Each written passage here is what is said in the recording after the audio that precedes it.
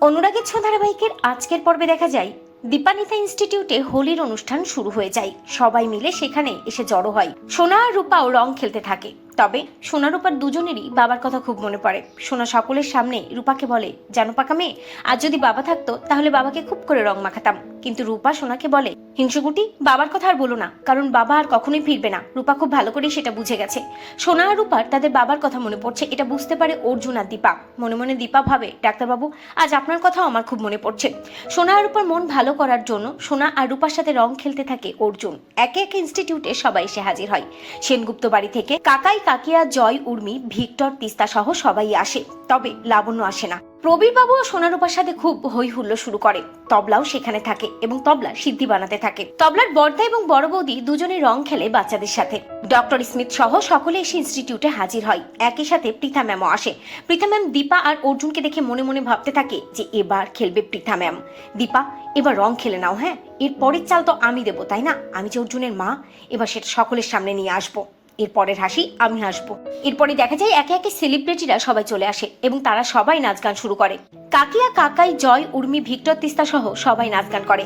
একটা সময় ইরা সেখানে যায় সূর্যকে নিয়ে। তবে সূর্য একটু আড়ালে আড়ালে থাকে। সূর্য সকলের সামনে আসে না। ইরা দীপার কাছে যায়, গিয়ে বলে যে সে এসেছে। দীপা খুব খুশি হয় ইরাকে দেখে, জানতে চায় তার হাজবেন্ড কোথায়। তবে এই ভিড়ে যে হাজবেন্ড হারিয়ে গেছে, ইরা সেটা দীপাকে খুব ভালো করে বুঝিয়ে দেয়। কিছুক্ষণ পরেই সূর্যকে নিয়ে আবার দীপার সামনে আসবে। ইরা দীপাকে কথা দেয়। এরপরে দেখা যায় সোনা আর রূপার আবদারে অর্জুন আর দীপা দুজনই স্টেজে ওঠে নাচার জন্য, যেটা দেখে প্রচন্ড জ্বলে যায় সূর্য। সূর্য খুব রেগে যায় এবং সূর্য সিদ্ধি খাওয়া শুরু করে। এরা সূর্যকে বলে, খুব সুন্দর কাপেল তাই না, একেবারে মেড ফর ইচ আদার। কত দারুণ লাগছে দুজনকে দেখতে, চলুন না আমরাও যাই, ওই দীপা দিদির সাথে আপনার আলাপ করিয়ে দেবো। সূর্য একেবারেই যেতে চায় না, কিন্তু সূর্য সিদ্ধি খেয়ে মাতাল হয়ে থাকে। একসময় দেখা যায় যে স্টেজ থেকে দীপা আর অর্জুন নামার পর সূর্য ইরার হাত ধরে সেখানে নিয়ে যায় এবং ইরা দীপাকে বলে যে এটাই তার স্বামী। মাতাল অবস্থায় দীপাকে সূর্য জানায় যে হ্যাঁ, আমি ইরা স্বামী। দীপা চোখ দিয়ে টপ টপ করে জল পড়তে থাকে। দীপা আর অর্জুন দুজনকেই কংগ্রাচুলেশন জানায় সূর্য। সূর্য দীপা আর অর্জুনকে বলে যে ভালোই তো রং খেলছেন আপনারা, মিস্টার আর মিসেস চক্রবর্তী, ভালো থাকবেন এভাবেই।